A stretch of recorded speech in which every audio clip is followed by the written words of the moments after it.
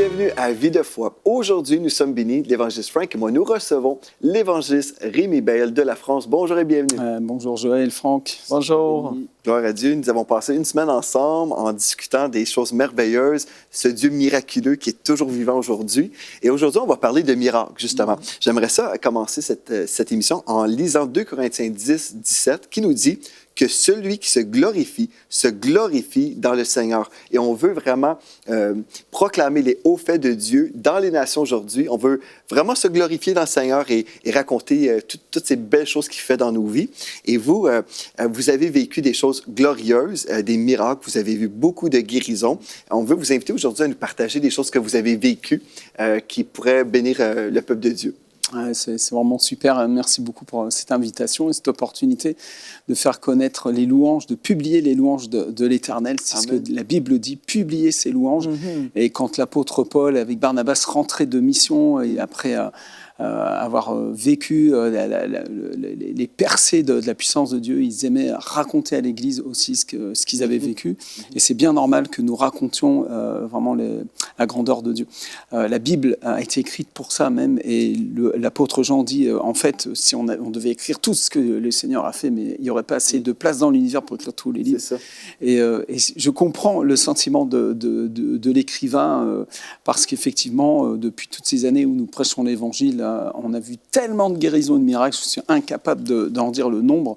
Mais en tout cas, je peux raconter quelques-uns de ces miracles que j'ai vus. Et j'aimerais le faire, mais avant, j'aimerais lire un verset du Nouveau Testament dans l'Évangile de Jean, chapitre 14, où Jésus va nous lancer son défi, défi de leader.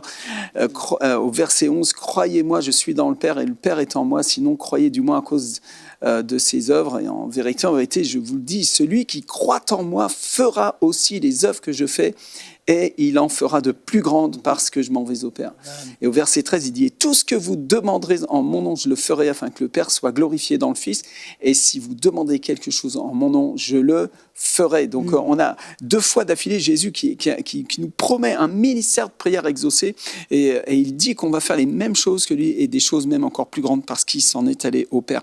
Et alors, ce qui est à noter, je ne sais pas si vous l'aviez remarqué, mais au chapitre 15, on est toujours dans l'évangile de Jean, au verset 7, il répète une 3e fois, « Si vous demeurez en moi et que mes paroles demeurent en vous, demandez ce que vous voudrez, cela vous sera accordé. » Donc on voit une volonté de la part du Seigneur d'exaucer notre prière. Au verset 8, il dit « Si vous portez beaucoup de fruits, c'est ainsi que mon Père sera glorifié et que vous serez mes disciples. » Alors ce qui est encore plus frappant, c'est que dans le même chapitre, au verset 16, il se répète une 4e fois en disant « Ce n'est pas vous qui m'avez choisi, mais moi je vous ai établi, je vous ai choisi, je vous ai établi afin que vous alliez et que vous portiez du fruit et que votre fruit demeure. Attention, afin que ce que vous demanderez au Père en mon nom, il vous le donne. » Et ce qui est encore plus étrange, c'est qu'au chapitre 16, nous sommes toujours dans l'évangile de Jean, au verset 23, une 5e fois en ce jour-là, « Vous ne m'interrogerez plus sur rien, en vérité, je vous le dis, ce que vous demanderez au Père, et il vous le donnera en mon nom. » Écoutez-moi, en 6e fois jusqu'à présent, vous n'avez rien demandé en mon nom, demandez,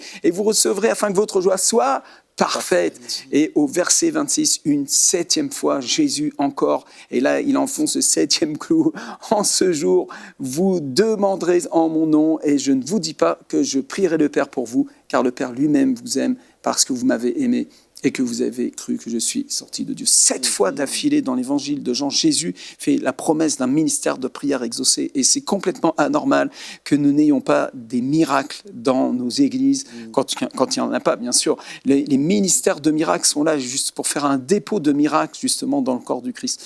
Et c'est un cadeau que le Seigneur a fait à l'Église, que la prière, et non seulement la prière, mais la prière exaucée.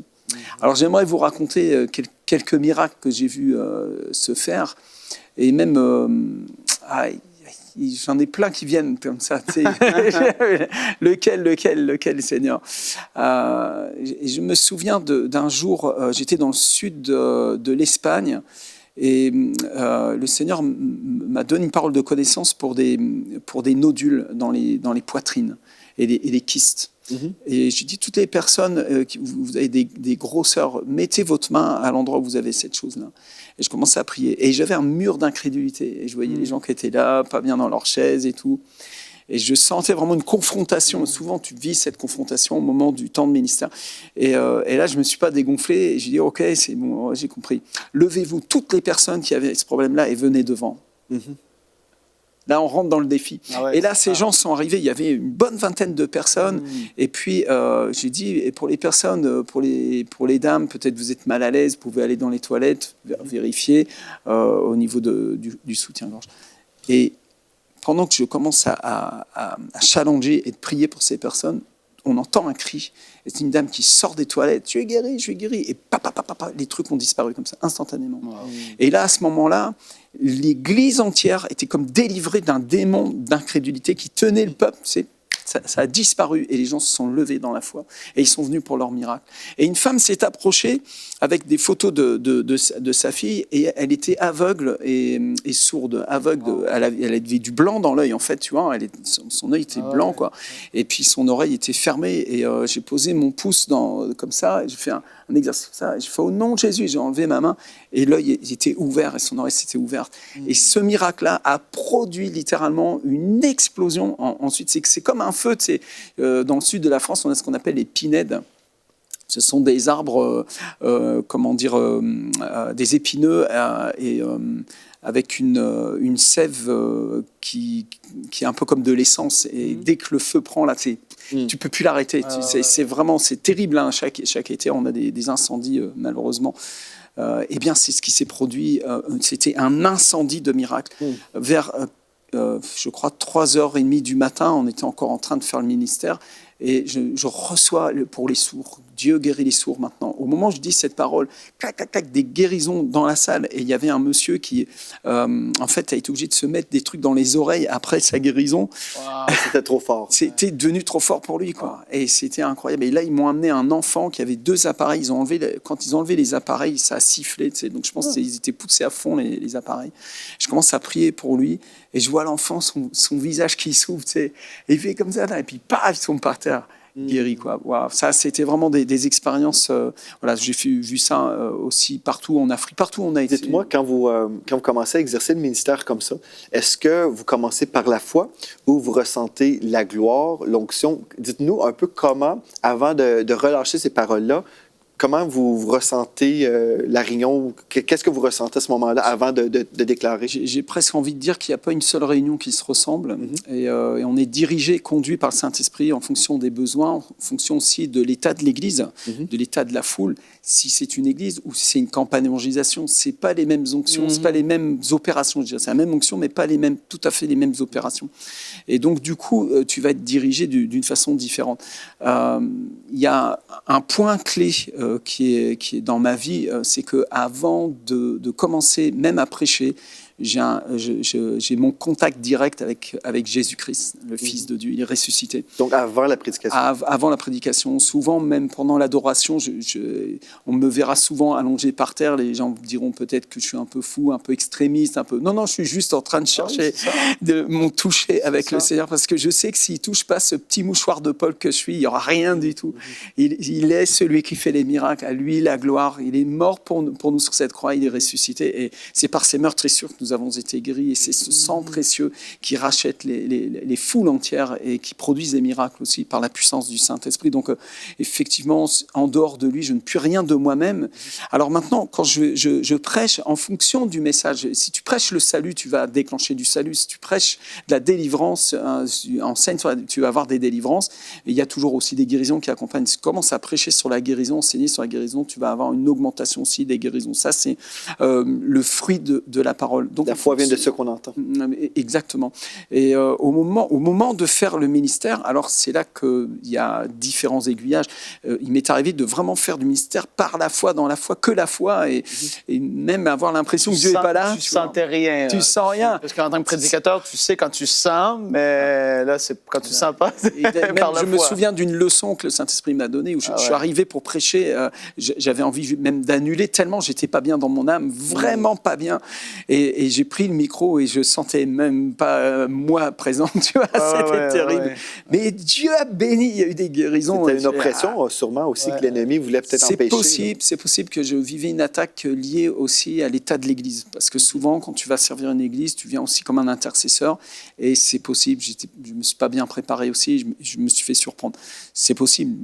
Mais c'est aussi possible que, franchement, moi, j'étais tout simplement fatigué. Et le diable, il attend toujours ces instants pour lui. Hein, donc, il est intelligent et rusé. Et, donc, des fois, c'est ça ce que vous vivez, c'est même avant, vous recevez des paroles comme ça, comme vous êtes en train de vous préparer, ou même pendant la louange. Ça m'arrive effectivement, des fois la veille, j'ai des informations et je vois même la personne, ça m'arrive devant la personne qui va vivre le premier miracle, parce qu'il y a un premier miracle, il faut percer le mur à un moment donné, mais c'est tantôt d'une manière, tantôt d'une autre. Des fois, je suis sur l'estrade, je commence à faire le ministère, souvent je conduis l'adoration, ça c'est ma meilleure clé, parce qu'en fin de compte, je suis là pour amener les gens à Jésus, pas à moi. Ils n'ont pas besoin de moi, ils n'ont pas besoin de la main d'un homme, ils ont besoin de la main du Seigneur. La Bible dit, et la main du Seigneur était avec eux, opérant les signes et prodiges et miracles. Et j'ai besoin de la main du Seigneur.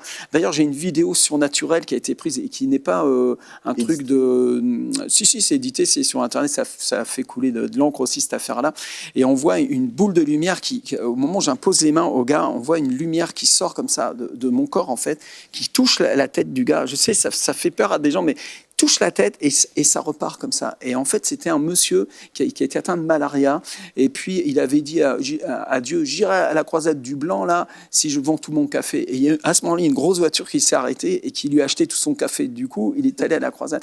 Et le gars, il avait la malaria, la fièvre jaune, il suait, il était très, très malade. Au moment où j'ai posé mes mains, je me souviens bien, ça chauffait, il avait vraiment la fièvre. Mais au moment où j'ai posé ma main, lui, ce qu'il a vu, c'est une main géante venir sur lui et le guérir instantanément. Le mal de tête, tout guérit instantanément. Et dans la vidéo, on voit une lumière qui touche la tête de ce gars. Tu vois, c'est waouh.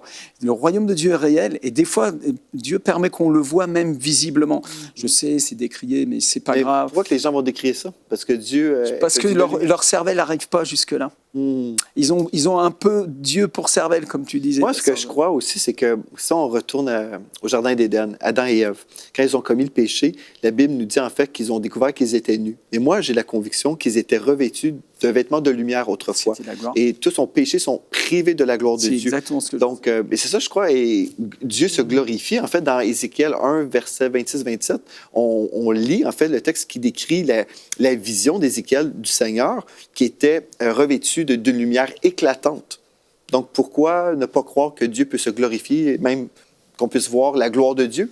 Je ne comprends pas pourquoi les gens ne croient pas. On est fait pour voir la gloire de Dieu, et quand nous aurons vu la gloire sans le filtre le voile de la chair, nous serons comme lui. Donc, effectivement, cette gloire vient nous transformer, et le fait d'entrer en contact avec la gloire de Dieu met quelque chose à mort en nous. Et c'est peut-être ça aussi qui résiste, en fait. Ça sent la croix.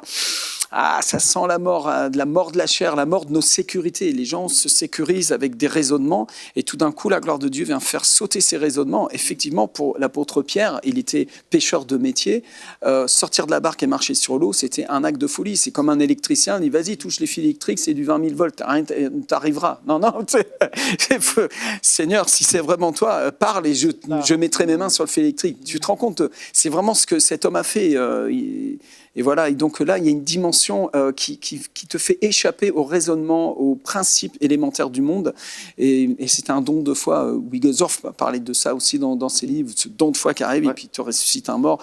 Il est incapable de faire ça en dehors du don de foi. C'est la foi de Jésus qui fait le relais. Je me souvien d'une campagne d'évangélisation, c'était en Côte d'Ivoire. Il y a eu beaucoup de miracles aussi. D'ailleurs, le premier miracle, c'était un musulman aveugle d'un œil qui était tout au fond là. C'était à côté d'une grande mosquée. En plus, c'était un peu comique le truc. Et il est venu témoigner, son œil s'était ouvert.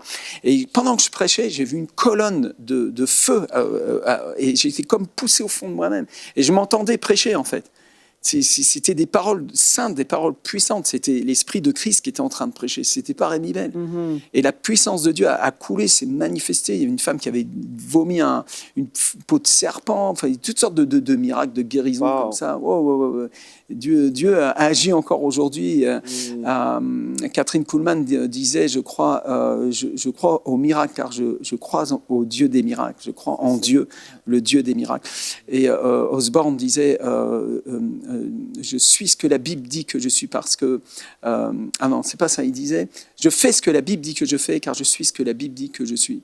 Et Dieu fait ce que la Bible dit qu'il fait car il est ce que la Bible dit qu'il est.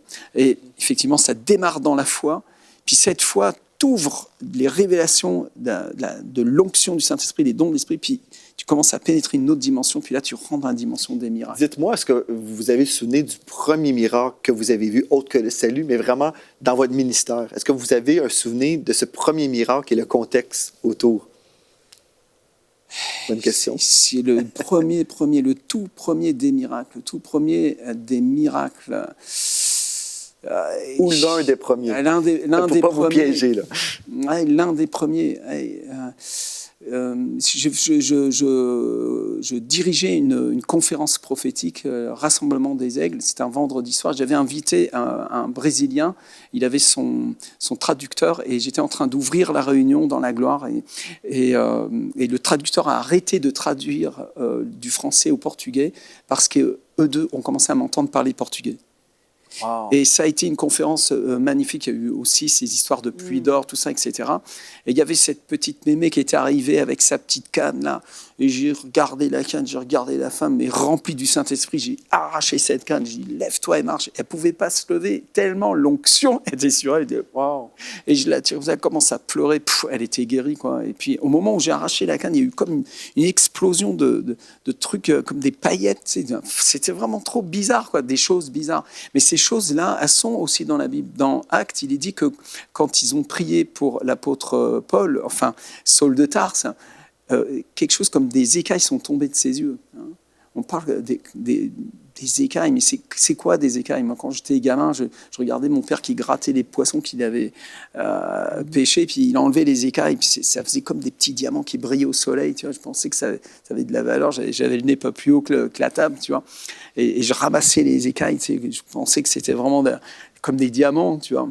C'était quelque chose de brillant est tombé des yeux de Saul de Tarse au moment où ils ont prié pour lui, qu'il a reçu le Saint-Esprit et il a commencé à exercer dans la gloire. Effectivement, il a eu une rencontre dans la gloire. Sur le chemin de Damas, il a fait une rencontre personnelle avec la tête du corps de Christ. Comme je dis, j'aime bien dire, il a pris un coup de boule dans la gloire. Il a fait une rencontre personnelle avec la tête du corps. Et paf, pourquoi tu me persécutes? Tu es qui? Et il est tombé par terre et il a eu une conversion dans la gloire, littéralement.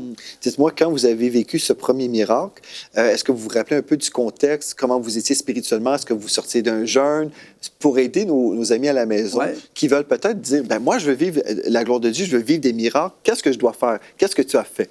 C'est ça la question. Alors, jeûner, c'est bien, jeûner, prier, toutes ces choses-là sont bien, mais je crois que la clé, c'est que l'évangile est la puissance de Dieu pour le salut de quiconque croit. Et dès que tu commences à prêcher l'évangile, à vivre l'évangile, automatiquement, si tu plantes un figuier dans ton jardin, tu auras des figues. Je me souviens d'un jour, je sortais de mon travail, je marche et je vois un monsieur. Ah non, je vous raconte un truc encore plus. Encore mieux. Je traverse la gare et je passe à côté d'un homme et d'une femme. Et au moment où je passe à côté d'eux, la femme s'écrie « Le Seigneur est merveilleux, n'est-ce pas ?» Alors le type a été surpris, il est parti en courant. En fait, il était en train de draguer cette dame, tu vois. Et puis je me tourne vers là, vous êtes chrétienne? Elle me dit « Mais je ne sais pas pourquoi j'ai dit ça. » Et en fait, elle sentait un feu qui sortait de moi, qui l'a attrapé et qui lui a fait confesser le nom du Seigneur. Mais c'est invraisemblable. Je dis, Madame, Jésus vous aime tellement. Et j'ai prié pour elle, elle commence à trembler sous l'onction. C'était incroyable. Et ça, c'est la puissance du Saint-Esprit. C'est l'onction, il est réel, il est vraiment vivant. Jésus-Christ, c'est le même, hier, aujourd'hui, éternellement. L'ombre de Pierre guérissait les malades dans les rues. Pourquoi ça aurait changé? Pourquoi il y aurait un jour une femme qui pleurait, son frère est en train de mourir à la maison, il avait été renvoyé par les médecins. Ça se passe à l'île Maurice. Et j'étais en train de faire du ministère, puis je lui avais laissé ma Bible. Là, j'étais emprunté avec ma Bible. Et puis, il y avait des guérisons de sourds, tout ça. Puis elle pleurait. Puis j'ai dit, pourquoi tu pleures là? Mon frère est en train de mourir. J'ai dit, ne pleure pas. Il est guéri. Donne-moi ton foulard. Je prends son foulard. Je fais une imposition des mains sur le foulard. Je dis, va. Je peux pas. Ils m'ont jeté dehors. Depuis que je me suis converti, je peux plus y aller. Ils m'ont rejeté, tout ça. Je dis, va. Le Seigneur est avec toi. Elle est allée. Elle a tapé à la porte. Sa sœur a ouvert. Qu'est-ce que tu viens faire là? Elle a poussé sa sœur, elle est rentrée dans la maison, elle s'est enfermée dans la chambre, elle a mis le foulard sur la tête du frère, le frère s'est réveillé. Ah, j'ai soif. Wow. Il a été guéri. Gloire à Dieu. Et dans votre livre, vous avez apporté un livre, vous allez peut-être le présenter à l'écran. Oui. Donc, Le pain des miracles. Vous racontez plusieurs témoignages. Voilà, c'est un livre que j'ai écrit pour vraiment encourager. Le sous-titre, c'est Signes, prodiges à portée de main, pour encourager chaque croyant à vivre la dimension des signes, prodiges et miracles, parce que honnêtement, les grands hommes de Dieu, ça n'existe pas. Il n'y a que des petits hommes et un grand Dieu, mais il y a des hommes qui ont compris que c'est un grand Dieu. Ça. Et c'est ce qui fait la différence. Moi, je suis qu'un électricien qui a ouvert le livre, j'ai commencé à le lire, je l'ai prêché, puis Dieu l'a confirmé. Je suis pas, mes livres, c'est pas de la haute théologie, c'est très simple. Il y a des témoignages dedans, puis il y a des exhortations, et puis des attitudes de cœur aussi, qui peuvent aider, en tout cas, le lecteur à découvrir. C'est écrit en gros, en plus. Voilà. La bonne nouvelle, c'est que la haute théologie, souvent, crée tellement de blocages dans la tête des gens. Ça peut arriver. Ils doivent souvent y aller juste avec la foi qu'ils ont. Et Luc 10 nous dit « La moisson est grande, mais il y a peu d'ouvriers. » Cette émission-là, je veux vraiment pas que les gens passent à côté. Puis justement, se disent « C'est l'évangéliste Rémi Bell qui fait le tour du monde, et puis moi, je peux pas y arriver. » Comme que, justement, toi aussi, t'encourages les gens. Moi aussi, je le fais. Pasteur Joël le fait aussi. On veut vraiment vous encourager. Allez et faites ces choses. La moisson est grande, et quand les gens vont y aller, ils vont être surpris de voir à quel point les choses vont se passer. Le Saint-Esprit va les utiliser. Les dons vont commencer à se manifester. Amen, amen. Et on était à table, on soupait, et mon fils disait « Ah, j'ai mal, j'ai mal. » Il avait mal à l'épaule. Je lui dis « Lève ton bras, sois guéri, au nom de Jésus. » L'enfant lève. « Ah, c'est parti. Bon appétit. » C'est ça, pas de religion. C'est ça, c'est un style de vie. C'est un style de vie. Je suis arrivé sur mon lieu de travail, j'ai décidé que j'étais un chrétien déguisé en électricien, mais que ça devait se voir, et que j'allais allumer la lumière. Ouais. Et j'ai commencé à prier pour des guérisons, pour des délivrances, même sur mon lieu de travail. J'ai même amené une personne dans le baptême du Saint-Esprit, dans un placard à balais, parce qu'il n'y avait aucun endroit ailleurs pour que je puisse le faire. Et j'ai prié pour cette personne, boum, est tombée dans les balais, j'ai fermé la porte, j'ai laissé avec le Saint-Esprit. C'est plus mon affaire. Même chose de ce que je travaillais avant d'être à EMCI. Même chose, il y avait des gens qui venaient, des fois, des gens qui, je les amenais dans on appelle ça un backstore, parce que des gens, il y avait des manifestations, ils vomissaient, il y avait des démons qui se manifestaient. Oui, en arrière, dans le fond du magasin, c'est pas des farces, je suis sérieux, hein? Et il se passe des choses parce qu'on est les disciples de Jésus, et il a dit, je vous ai laissé toute autorité, mon nom, il y a toute la puissance qui est rattachée, et les miracles qu'on parle. Franck, tu viens de dire un mot qui est un bouton déclencheur dans mon esprit, le mot disciple. Et c'est tellement bon de faire des disciples qui produisent aussi la preuve de la résurrection. Et depuis quelques années, j'ai commencé à faire des disciples. Et c'est incroyable de voir des petites personnes qui, aux yeux du monde, ne sont que des petites personnes, mais aux yeux de Dieu, ce sont des personnes, des canaux. Et j'ai notamment une de mes disciples qui s'appelle Michel, qui est à fond la caisse avec nous dans le ministère, qui nous aide beaucoup. Et c'était une petite dame qui était dans la sorcellerie. En fait, elle était, excusez-moi, je vais dire des choses un peu choquantes, mais c'est la réalité. Elle était la secrétaire d'un prêtre, et elle était dans la divination, la sorcellerie, toutes ces choses-là.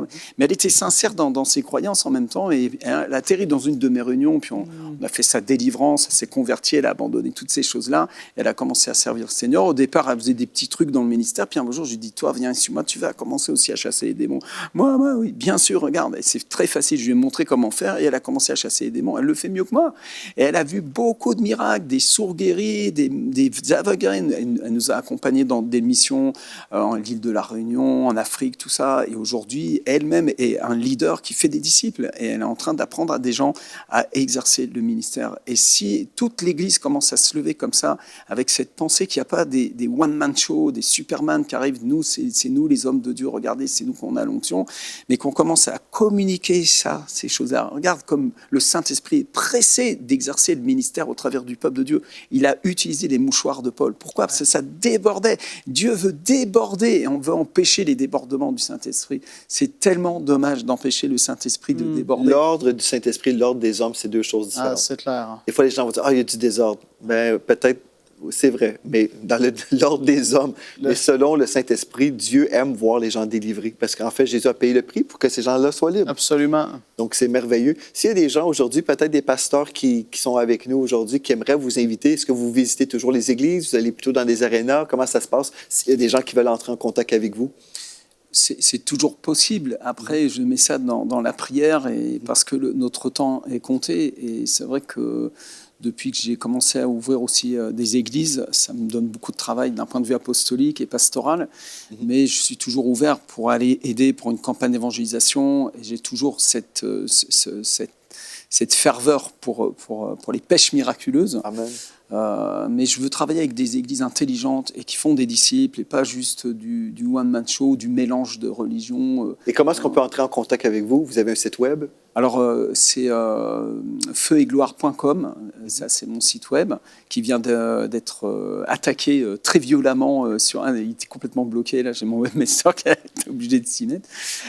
Donc, feuetgloire.com, où il y a la possibilité de nous contacter, puis sinon par email, sinon je suis sur Facebook aussi. Tapez Rémi Bell, vous allez voir tous mes détracteurs, et puis les vidéos miracles sur YouTube.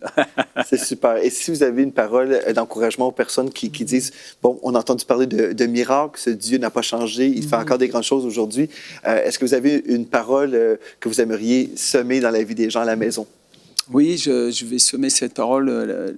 La parole de Dieu dit que Jésus-Christ est le même hier, aujourd'hui et éternellement. Et ce que Jésus a fait il y a 2000 ans, c'est pas une histoire, c'est pas quelque chose pour décorer les coups avec des petites croix en or, mais il a vraiment été crucifié sur la croix. Il a versé son sang 7 fois sur ce chemin de passion de Gethsémani jusqu'à la lance. Son sang a été versé de façon vraiment réelle. Tout est réel. Et par ces meurtrissures, nous sommes guéris.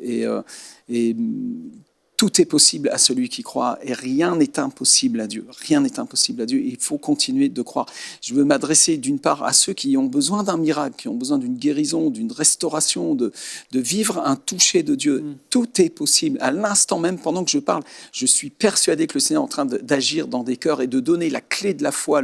C'est juste cette brèche qui te permet d'échapper. Je me souviens d'un songe que j'avais fait où je voyais une personne qui était toute grasse, toute rouge là, et enfermée dans une cellule de prison et la porte était ouverte mais il restait dans son truc là comme ça, il ne bougeait pas et puis le rêve suivant, une personne toute mec est en train de pousser la porte et quand la porte s'est ouverte, pouf, il est sorti. Et je prie vraiment que vous puissiez recevoir cet état d'esprit de challenger, de défier, de rester dans le défi de la foi. Et je voudrais aussi parler à ceux qui ont à cœur vraiment de servir, d'être un instrument de Dieu. Ça vient du Père, c'est le Père qui fait cela dans votre cœur, qui vous invite à aller témoigner. Amen. Prêchez, priez, faites l'œuvre de votre Père. Gloire à Dieu. On reçoit tout ça. Merci beaucoup. On a été super bénis cette semaine. Merci. Gloire à Dieu. Merci beaucoup et à une prochaine fois. Et merci à vous d'avoir été avec nous aujourd'hui. D'ici à la prochaine fois, soyez richement bénis.